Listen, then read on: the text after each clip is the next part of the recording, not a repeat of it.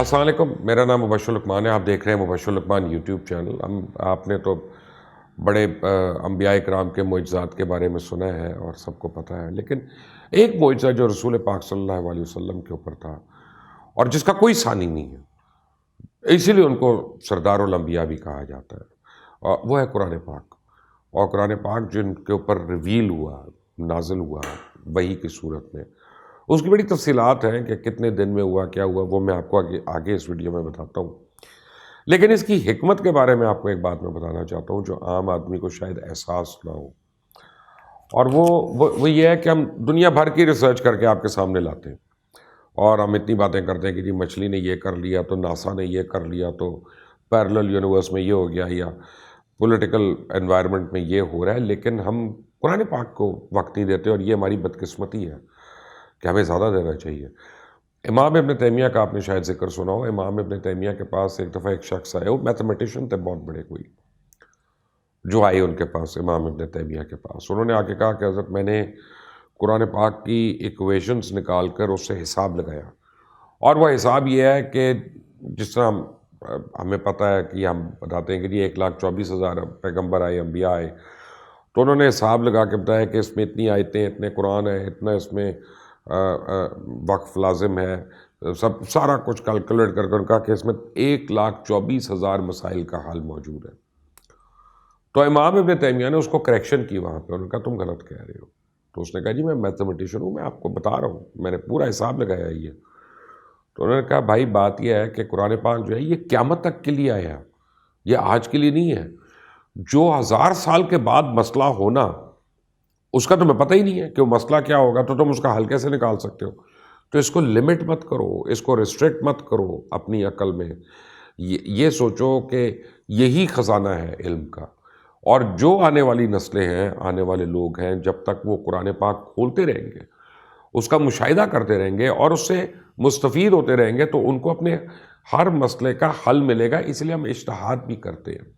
اجتہاد کیا ہے کہ 1400 سال پہلے یہ ہوا تھا، آج یہ حالات ہے، تو اس کی صورت میں ہم کس طرح مل کر قرآن و سنت کی صورت میں اور فقہ کی صورت میں ہم کس طرح اپنی زندگی گزار سکتے ہیں۔ ایک چھوٹی سی اگزامپل آپ کو میں دیتا ہوں اجتہاد کی، کہ مثلا اب اجتہاد کی ضرورت ہے کہ آئندہ چند سالوں میں لوگ چاند پہ جائیں گے، اور وہ نارمل ٹریول ہوگا کہ جیسے ہم لوگ یہاں سے امریکہ جاتے ہیں یا انگلینڈ جاتے ہیں، لوگ مریخ پہ جائیں گے، چاند پہ جائیں گے، اسپیس میں جائیں گے۔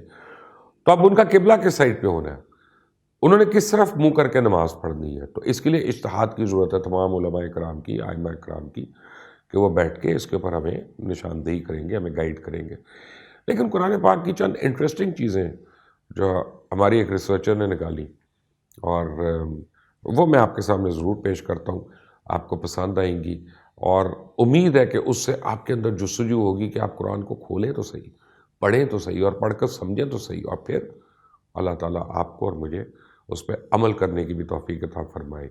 لیکن اگر آپ نے ابھی تک اس چینل کو سبسکرائب نہیں کیا تو پلیز کر لیں، بیل آئیکن کو پریس کر لیں، تاکہ مزید اپڈیٹس ہیں وہ آپ تک بھرپور پہنچتی رہیں۔ رسول اللہ صلی اللہ علیہ وسلم کے معجزات میں جو سب سے لازوال معجزہ ہے اور ہر زمان و مکان کے لوگوں کے لیے ہے، جس کا مشاہدہ آج بھی ہر ایک انسان اپنی آنکھوں سے کر سکتا ہے، وہ معجزہ قرآن پاک ہے، جو وحی کی صورت میں رسول پاک صلی اللہ علیہ وسلم پہ نازل ہوا۔ اس معجزے کا مشاہدہ تو کر کے آج بھی لوگ دائرہ اسلام میں داخل ہو رہے ہیں، اور قرآن پاک نہ صرف نبی کریم صلی اللہ علیہ وسلم کا سب سے بڑا معجزہ، بلکہ یہ اللہ تعالیٰ کی آخری اور عالمگیر کتاب ہدایت بھی ہے۔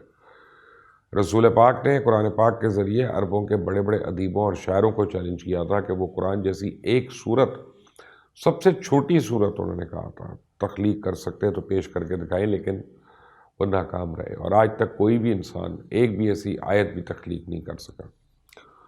قرآن کریم اپنی فصاحت و بلاغت، کلام کی سحر انگیزی، اختصار و تفصیل، ہر لحاظ سے ایک معجزہ ہے۔ قرآن پاک میں کبھی ایک مضمون تفصیل سے بیان کیا جاتا ہے، پھر اس کا تذکرہ اختصار کے ساتھ کر دیا جاتا ہے، لیکن مضمون مختصر ہو یا تفصیل سے، اس میں کسی طرح کی خامی یا کمی محسوس ہو ہی نہیں سکتی۔ اس کے علاوہ اس میں سابقہ اقوام کے احوال، نبیوں اور صالح بندوں کے واقعات اور آنے والے مستقبل کے بارے میں بھی واضح تفصیلات بھی ہیں اور احکامات بھی ہیں۔ ساتھ ہی یہ اختلاف و تضاد سے بھی مکمل طور پہ پاک ہے۔ معجزہ قرآن جو 9 سال 9 مہینے 9 دن مدینہ میں نازل ہوا، اور 12 سال 8 ماہ 5 دن مکہ میں نازل ہوا، تو اس طرح یہ کل مدت 22 سال 5 مہینے اور 14 دن ہوئی۔ لیکن قرآن پاک کو پڑھیں، اس کا مطالعہ کریں تو یہ کتاب ہمیں اس کائنات کے وجود میں آنے سے لے کر اس کے اختتام کے بارے میں سب کچھ بتا دیتی ہے۔ بگ بینگ تھیوری جو ہمیں سائنسدانوں نے چند اشروں پہلے بتائی، اس کے بارے میں قرآن پاک ہمیں کئی سو سال پہلے بتا چکا۔ اس کا ایک ترجمہ ہے کہ اور کافر لوگوں نے نہیں دیکھا کہ جملہ آسمانی کائنات اور زمین ایک اکائی کی شکل میں جڑے ہوئے تھے، پس ہم نے ان کو پھاڑ کر جدا کر دیا۔ قرآن پاک میں 4 مساجد کا ذکر ہے: مسجد الحرام، مسجد الاقصیٰ، مسجد القباء اور مسجد زرار۔ قرآن پاک میں 6 شہروں کے نام ہیں: مکہ، مدینہ، مصر، حنین، باب العیقہ۔ قرآن پاک میں 4 پہاڑوں کے نام ہیں: طور، مصری، صفا اور مروہ۔ لیکن اس کی آیات تمام مذاہب اور پوری دنیا کے حالات و واقعات میں پوری اترتی ہیں۔ قرآن پاک میں 4 دھاتوں کے نام ہیں: سونا، چاندی، لوہا اور تانبا۔ قرآن پاک میں 3 سبزیوں کے نام ہیں: پیاز، لہسن، ککڑی۔ قرآن پاک میں 3 درختوں کے نام ہیں: کھجور، زیتون، بیری۔ قرآن پاک میں 6 پھلوں کے بھی نام درج ہیں: انجیر، زیتون، انار، کیلا، کھجور۔ لیکن باٹنی جو بات ہمیں آج بتاتی ہے کہ پودوں اور پھلوں میں بھی نر اور مادہ کی صنف ہوتی ہے، اور یہ بات قرآن پاک ہمیں کتنے سال پہلے بتا چکا۔ ترجمہ آپ کو میں بتاؤں ایک آیت کا کہ اور ہم نے آسمان سے پانی برسایا اور اس میں ہم نے مختلف اقسام کے پودوں کے جوڑے پیدا کیے جو ایک دوسرے سے جدا ہوتے ہیں۔ پھر ترجمہ ایک آپ کو آیت کا بتاؤں کہ پاک ہے وہ ذات جس نے جملہ اقسام کے جوڑے پیدا کیے، خواہ وہ زمین کی نباتات میں سے ہوں یا خود ان کی جنس یعنی نوع انسانی میں سے، یا ان اشیاء میں سے جن کو یہ جانتے تک نہیں۔ قرآن پاک میں 5 پرندوں کے نام ہیں: ابابیل ہے، ہدہد ہے، کوا ہے، تیتر ہے اور ٹڈی ہے۔ اور قرآن پاک میں 10 حشرات الارض کے نام ہیں: چونٹی، مکھی، مچھر، ککڑا، شہد کی مکھی، پروانہ، جوں، مینڈک، سانپ اور اژدہا۔ قرآن پاک میں 13 جانوروں کے نام ہیں: ہاتھی، اونٹ، گائے، دمبا، بکری، بھیڑیا، گھوڑا، گدھا، خبر، بندر، خنزیر، کتا، مچھلی۔ لیکن ان سب کے بارے میں جو معلومات سائنس اب کئی سالوں کے تجربے کے بعد ہمیں فراہم کر رہی ہے، اس سے کہیں زیادہ معلومات ہمیں یہ کتاب حکمت پہلے ہی دے چکی ہے۔ ویسے تو ہم سب جانتے ہیں کہ کل 1,24,000 پیغمبران اسلام پیغام لے کر اس دنیا میں بھیجے گئے، لیکن قرآن میں 25 انبیاء علیہ السلام کے نام ہیں، اور ان کے ذریعے ہی ماضی و مستقبل کے تمام واقعات کو کھول کر انسانوں کے لیے بیان کر دیا گیا تاکہ وہ اسے سبق حاصل کر سکیں۔ قرآن پاک وہ واحد کتاب ہے جس میں astronomy, botany, zoology, medicine, embryology, hydrology, physics, oceanology, geology, physiology اور یہاں تک کہ میتھمیٹکس تک کے بارے میں انسانوں کو بتایا گیا، اور لاز بھی ہیں، فقہ بھی ہے۔ تو لا یعنی آپ سمجھیں کہ لا بھی آپ کو بہت حد تک اس سے ملتا ہے۔ اور ریاضی کے بارے میں قرآن کیسے سمجھاتا ہے کہ اس کی ایک مثال آپ کے سامنے پیش کرتا ہوں۔ قرآن مجید میں بحر یعنی سمندر کا لفظ 32 مرتبہ آیا، اور البر یعنی خشکی کا لفظ 13 مرتبہ آیا۔ اگر آپ اس کو ریاضی اور سائنسی ایکویشن میں چیک کرنا چاہیں تو پہلے ان دونوں کو جمع کریں، 13 جمع 32 ٹوٹل بنتا ہے 45۔ اب اس کی پرسنٹیج نکالنے کے لیے جب آپ 100 سے ضرب کریں گے تو سمندر یا پانی جس کا ذکر 32 بار آیا اس کا جواب 71.1% آئے گا، اور البر یعنی خشکی جس کا ذکر 13 بار ہوا ہے اس کا جواب آپ کو 28.9% بنتا ہے۔ اور یہی سائنس ہمیں بتاتی ہے کہ سمندر دنیا میں 70% اور خشکی 30% ہے۔ یہاں تک کہ واٹر سائیکل اینڈ ایویپوریشن کے بارے میں بھی قرآن پاک کئی سو سال پہلے بتا چکا کہ ہے نا اس میں ایک آیت کہ اللہ ہی ہے جو ہواؤں کو بھیجتا ہے اور بادل اٹھاتی ہے اور پھر ان بادلوں کو آسمان میں پھیلاتا ہے اور جس طرح چاہتا ہے ان کو ٹکڑوں میں تقسیم کرتا ہے۔ پھر تو دیکھتا ہے کہ بارش کے قطرے بادل میں ٹپکتے چلے جاتے ہیں، اور یہ بارش جب اپنے بندوں میں جس پر چاہتا ہے برساتا ہے تو یکایک وہ خوش و خرم ہو جاتا ہے۔ اس کے علاوہ بھی قرآن پاک میں بہت سی ایسی معلومات و پہلو ہیں جس پہ ہمیں غور کرنے کی ضرورت ہے، اسٹڈی کرنے کی ضرورت ہے۔ جیسے قرآن پاک میں حضور پاک محمد صلی اللہ علیہ وسلم کو نبی کے نام سے 23 مرتبہ پکارا گیا۔ قرآن پاک میں 6 فرشتوں کے نام آئے: ہاروت، ماروت، جبریل، میکائیل، رائد۔ قرآن پاک میں چند مومنین کے نام آئے ہیں جس میں عمران، لقمان، ذوالقرنین، تبا، طالوت۔ قرآن پاک میں چند قبیلوں اور قوموں کے نام آئے ہیں جیسے عاد، سمود، مدین، قریش، یاجوج ماجوج۔ قرآن پاک میں 2 دنوں کے نام آئے ہیں: جمعہ اور ہفتہ۔ قرآن پاک میں صرف 2 بندوں کی کنیت کا ذکر ہے: ابن مریم، ابی لہب۔ اور قرآن پاک میں 7 کافروں کے نام آئے ہیں: فرعون، حامان، قارون، جالوت، آزر، سامری، ابو لہب۔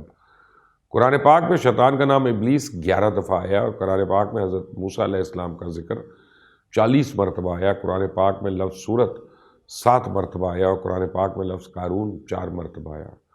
قرآن پاک نے صرف 2 خواتین کی پاک دامنی کی تصدیق کی، ایک سیدنا عائشہ صدیقہ اور دوسرا سیدنا مریم بی بی۔ قرآن پاک میں اللہ پاک نے صرف ایک انسان نبی کریم صلی اللہ علیہ وسلم کی زندگی کی قسم کھائی، اور قرآن پاک میں صرف ایک جگہ لفظ ڈبل آیا، وہ سورۃ الانعام ہے۔ کہا جاتا ہے اس جگہ دعا بھی قبول ہوتی ہے۔ قرآن پاک میں صرف ایک عورت حضرت مریم کا 32 مرتبہ ذکر ہوا ہے، جبکہ قرآن پاک میں لفظ اللہ اکبر نہیں استعمال ہوا۔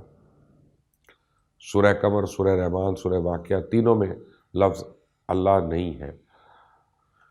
قرآن پاک کی وہ سورت جو مدینہ میں سب سے پہلے نازل ہوئی سورہ رحمان ہے۔ قرآن پاک کی 3 صورتیں یا ایھا النبی سے شروع ہوتی ہیں، سورۃ الاحزاب، سورۃ الطلاق، سورۃ التحریم۔ قرآن پاک کی 5 صورتیں کل سے شروع ہوتی ہیں، قرآن پاک کی 6 صورتیں علم سے شروع ہوتی ہیں، الف لام میم، اور قرآن پاک کی 6 صورتیں الف لام را سے شروع ہوتی ہیں، اور قرآن پاک کی 7 صورتیں حامیم سے شروع ہوتی ہیں۔ قرآن پاک کی 29 صورتیں حروف مقطعات سے شروع ہوتی ہیں، اور قرآن پاک کی 3 صورتوں میں صرف 3 آیات ہیں۔ حضرت آدم کا تذکرہ قرآن پاک میں 9 صورتوں میں 25 دفعہ آیا، اور سورہ بقرہ ہے، مائدہ ہے، عمران ہے، اعراف ہے، کہف ہے، مریم ہے، طٰہٰ ہے، یاسین ہے۔ قرآن پاک کی سب سے چھوٹی آیت حامیم ہے، اور قرآن پاک میں سب سے زیادہ الف استعمال ہوا ہے، حرف یعنی، اور سب سے کم ضاد استعمال ہوا۔ اگر ہم قرآن کریم اور اپنے نبی پاک صلی اللہ علیہ وسلم کی تعلیمات اور ہدایات کی طرف توجہ دینا شروع کر دیں، ان پہ غور و تحقیق کریں، تو دنیا کا شاید ہی کوئی علم ہو جس کی ہمیں حقیقت نہ پتہ چلے۔ قرآن کریم کی آیت ہے نا کہ کیا ان لوگوں کے لیے بات کافی نہیں ہے کہ آپ پر ہم نے ایک کتاب اتاری جو ان پہ تلاوت کی جاتی ہے؟ بے شک اس میں ایمان لانے والوں کے لیے رحمت و نصیحت ہے۔ میں آپ کو ایک پرسنل بات بتاؤں اس میں قرآن پاک کے متعلق، یہ مجھے فیل ہوتا ہے، اور اگر خدا نخواستہ اس میں کوئی کمی رہ جائے تو میری ضرور کریکشن کریے گا۔ ہم سارے سیکھ رہے ہوتے ہیں، اور غلطی اسی سے ہوتی ہے جو کوشش کر رہا ہوتا ہے اس کو سمجھنے کی، سیکھنے کی۔ تو میں یہ سمجھتا ہوں کہ قرآن پاک جو اتنا بڑا معجزہ ہے، اور اس میں 2 خوبیاں ہیں۔ ایک خوبی تو یہ ہے کہ یہ پاس کنٹینیوس اس کی لینگویج لکھی ہوئی ہے، یعنی پاس کو کنٹینیو کر رہا ہے۔ آپ آج 1400 سال کے بعد قرآن پاک کو اٹھا کے دیکھتے ہیں تو آپ کو پتہ چلتا ہے وہ آپ سے بات کر رہا ہے، اور آپ کو ہدایات دے رہا ہے، آپ کو حکمت دے رہا ہے۔ اور جو ہم سے 500 سال بعد، 5000 سال بعد، 20000 سال بعد بھی لوگوں نے آنا ہے، جب بھی وہ قرآن پاک کھولیں گے یہی کیفیت اس وقت بھی ہوگی، یعنی پاس جو ہے وہ کنٹینیو کر رہا ہے یہاں پہ، اور یہ بہت ہی بڑی حکمت کی اس میں نشانی ہے، اور میرا نہیں خیال کہ عام آدمی کو شاید اس کی سمجھ بھی آئے۔ اور اس کی ایک وجہ یہ ہے کہ اترتا تو یہ اسی کے سینے میں ہے جس کو اللہ نے چوز کیا ہوتا ہے، کیونکہ نور ہے، تو یہ خواہ میں مشرک کے سینے میں تو نہیں اترے گا۔ اللہ تعالیٰ نے جس کو بخشنا ہوتا ہے اسی کے سینے میں پہ قرآن پاک کو اتارے گا بھی۔ بہرحال یہ چھوٹی چھوٹی چیزیں جو آپ کو اس میں بتائیں ان کی ایک وجہ تھی، تاکہ ذرا کچھ جستجو ہو سکتا ہے کوئی ہم سے کمی ہو گئی ہو سکتا ہے ہماری ریسرچ میں کم ہو، تو آپ اس میں ایڈ کریں۔ جب آپ ایڈ کریں گے تو آپ کو بھی ثواب ہوگا، ہمیں بھی ثواب ہوگا، صدقہ جاریہ ہے۔ قرآن پاک کا اور نبی کریم صلی اللہ علیہ وسلم کا جتنی محفلوں میں ذکر ہوگا، وہ محفلیں جو ہیں وہ منور ہو جائیں گی، اور اس کا مجھے مزید اس کے جو ثمرات ہیں وہ بتانے کی ضرورت نہیں، سارے مسلمانوں کو پتہ ہے۔ اللہ تعالیٰ ہمیں قرآن پاک کو سمجھنے اور اس پہ عمل کرنے کی توفیق عطا فرمائے۔ اللہ حافظ۔